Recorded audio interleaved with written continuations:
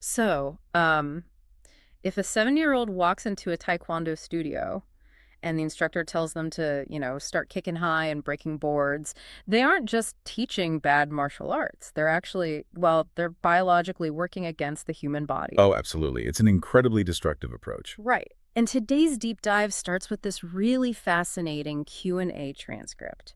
It features a martial arts instructor who basically asked a simple question about how to modify a curriculum for senior citizens. Yeah, a super common question in fitness spaces. Exactly. But what they received in response, and what we're going to unpack today, is it accidentally uncovers this profound biological map of human aging. It really does. I mean, we often view fitness as this one-size-fits-all endeavor, right? Where the only variable is intensity. Like just do the same workout, but slower. Yes. We just assume a 7-year-old is a 20-year-old with less stamina, so we offer them a watered-down version of a youthful workout.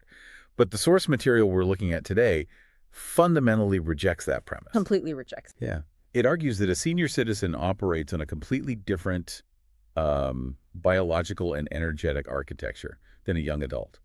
And treating them the same is just a recipe for physical breakdown. Which takes this way beyond a conversation about fitness. I mean, it turns into this huge exploration of martial arts philosophy, the biological journey of human mentality, and this is the part I really loved. A really sharp critique of the lost societal role of our It's elders. heavy critique, yeah.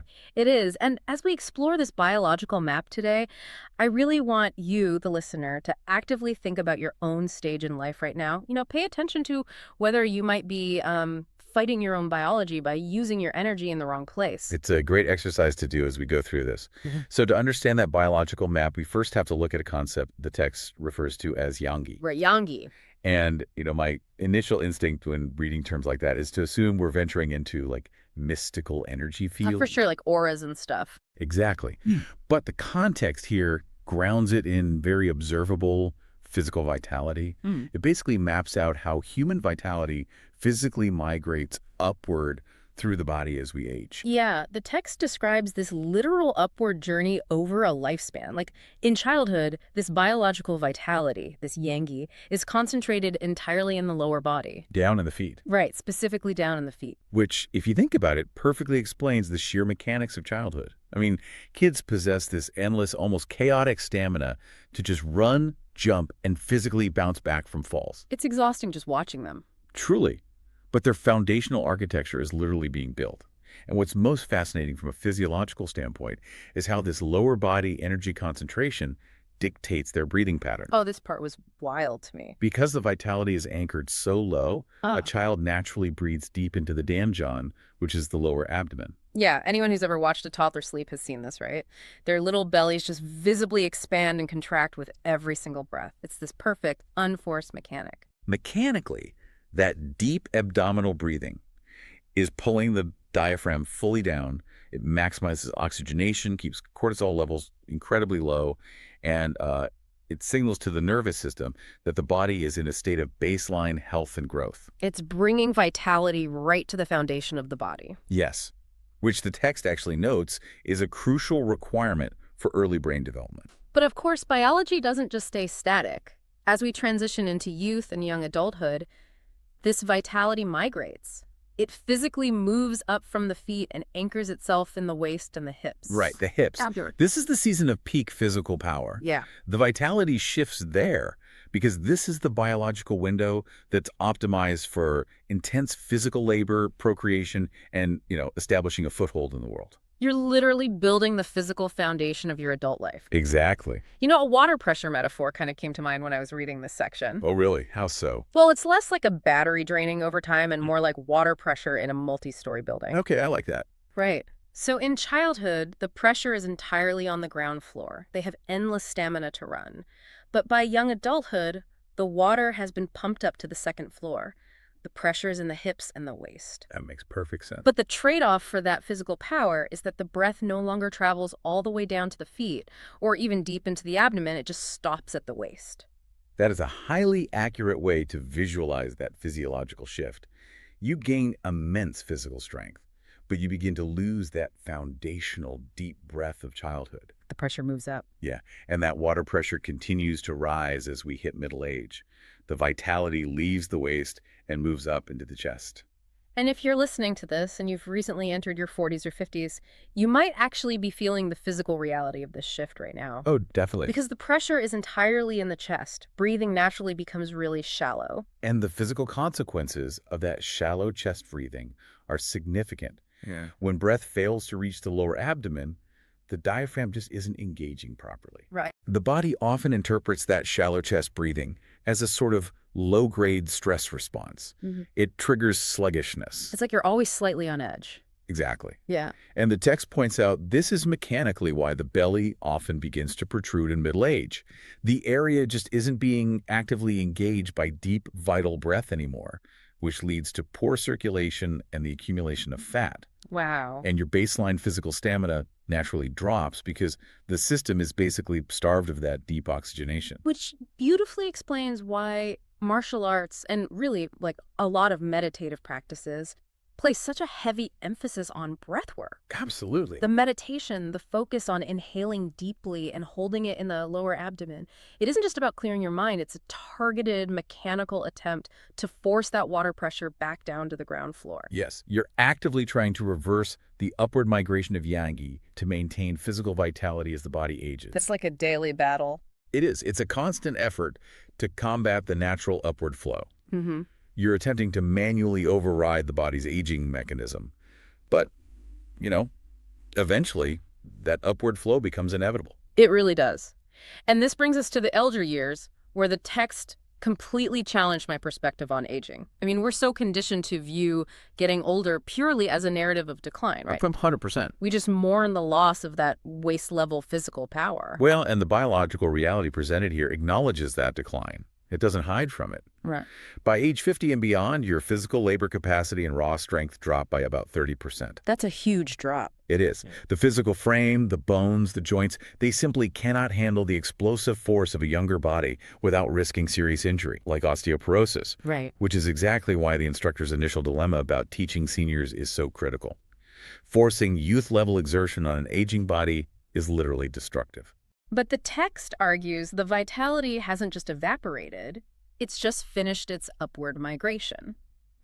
In our elder years, the yang yi has moved all the way up from the chest. To the mouth. Right, to the mouth. And I have to admit, my Western brain read energy in the mouth and immediately pictured this terrible stereotype of, like, a grumpy senior sitting in a diner complaining about the modern world to anyone who will listen. I mean, it sounds a bit literal at first glance. Exactly. Does it just mean they talk a lot? No. The concept is actually about a profound transition in human utility. Because the vitality is moved to the mouth, the elder years are biologically and philosophically designed to replace physical labor with mental labor. Okay. Elders are meant to deliver what the text calls melsium. Melsium, words imbued with energy. Precisely. Melasium represents words that carry the sheer energetic weight of a lived life. And if we look at the dynamic between generations through this lens, it creates a perfect symbiotic relationship. Well, young people possess the vitality in their waist and hips, right? They have incredible physical power to build and execute. But what they lack is mental maturity and direction. They're just raw engines. And the elder is meant to be the steering wheel. Exactly. They provide the melsium, the powerful words of direction, to actually guide that raw, youthful energy. And the text makes a crucial mechanical distinction right here. You cannot lead youth using physical strength. The youth will always outmatch you biologically. Obviously. You can't out-wrestle a 20-year-old forever. Right. Furthermore, if an elder attempts to lead with words that lack this vital energy, like if they're just offering empty opinions or complaining, like in your diner example, the youth will inherently sense the lack of power and just ignore them. They won't respect it. Exactly. True leadership in the elder years relies entirely on the energetic weight behind the words. When an elder speaks with genuine melsium, the youth naturally align their physical strength with that wisdom. But that creates this massive glaring paradox for me. Well, if this biological shift to mental leadership is inevitable and elders possess this vital societal role, why does modern aging look so fundamentally disconnected from this? Yeah. I mean, when I look at society, I don't see revered elders guiding the youth with energetic wisdom. I see senior centers filled with people quietly playing cards or watching television just to pass the time. Like, what happened to their platform? That paradox is the exact societal crisis this source material attempts to diagnose. To understand the scale of the issue, we really need to clarify the demographics first. Okay, let's break it down. The text specifically identifies the baby boomer generation as the current active elders of our society. Not the folks in their 80s or 90s. No, those in their mid-70s, 80s, and beyond are categorized more as ancestors, individuals who have essentially completed their active societal contributions and deserve care and reverence. Got it. The active elders, the ones specifically tasked with guiding the current generation, are the boomers. And their role is intimately tied to a concept the text calls Mudo, which essentially translates to true martial arts. Right. And it notes that Mudo is only 30% physical exercise, while the remaining 70% is entirely about mindset. Which completely shatters that Hollywood perception of martial arts as merely, combat training. Just kicking and punching. Yeah. The ultimate goal of that 70% mindset is the cultivation of an individual known as a Hangik Ingun. Which is a pretty heavy philosophical term. It is. It essentially describes a person who has evolved past living solely for their own survival or enrichment, and instead lives to broadly benefit all of humanity, loving their country, their neighbors, the world. And it's seen as the absolute pinnacle of the aging process. The youth are naturally focused on building their own lives, securing resources, establishing families. That's the waste energy. Exactly. But an elder, having completed that physical season, is supposed to transition into a Hangik Ingen. Their focus expands outward. Their stored vitality is meant to serve the greater good through their Malseum. So we have this beautiful, evolved biological purpose on one hand, and then the reality of idle, isolated senior citizens on the other. Yeah, it's a stark contrast. The diagnosis the text offers for this disconnect is both heartbreaking and entirely logical to me. It argues that elders are idle not because they're biologically broken or lack value, but because modern society completely lacks an educational curriculum for this specific stage of life. That's the core issue. We provide structured roadmaps for literally every other phase of human development. Right. We give children a curriculum to learn socialization and basic rules. We give young adults a curriculum via universities or trade schools to build careers. But the moment a person hits 60 or 65, society's curriculum just evaporates. We hand them a gold watch and call it retirement, which literally implies retreating from active duty. Society basically tells them they're finished. And without a societal framework to help them transition their vitality into Malseum, or to teach them how to embrace the role of a Hangik Ingan, they just become untethered. They're lost. They have this massive reservoir of vital energy stored in their minds and voices, but absolutely no societal vehicle to express it. The sheer boredom and purposelessness we observe in many aging communities isn't a symptom of biological decline. What is it then? It's a symptom of educational neglect. They simply haven't been taught how to be elders. Wow. Okay, so this brings our deep dive full circle back to that Tuesday morning Taekwondo class. If the root cause of this societal stagnation is a lack of curriculum, how does a martial arts instructor looking at a room full of 65-year-olds actually solve the problem? Well, by fundamentally altering the objective of the class. Okay. The text introduces the concept of Bangpyeon, which translates to a method or a convenient tool. The physical movements of Taekwondo, the blocks, the modified kicks, the stretching, they must be viewed merely as the Bangpyeon. Like the physical movement is just the bait. Exactly. It's a mechanism to achieve a higher purpose. A martial arts instructor teaching seniors shouldn't care at all about the height of a kick or the force of a punch.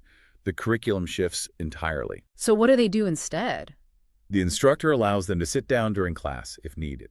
The physical focus narrows to correcting postural alignment, restoring joint flexibility, and critically, practicing the Danjian breathing to manually pull that water pressure out of their shallow chests and back down to their abdomens. You're basically using minimal, gentle physical manipulation to alter their internal physiology.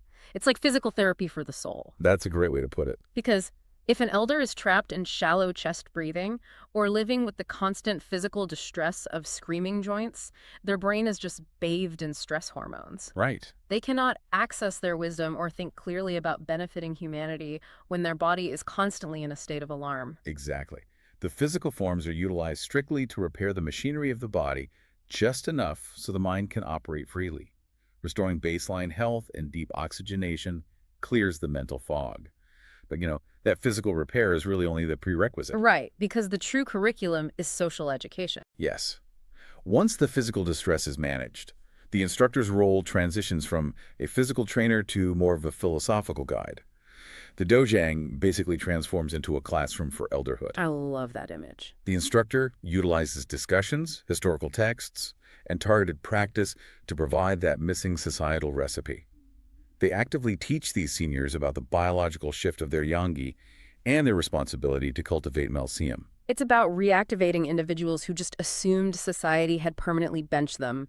The instructor is essentially helping them realize they haven't aged out of utility at all. They've just been promoted to the mental leadership team. Promoted, yes.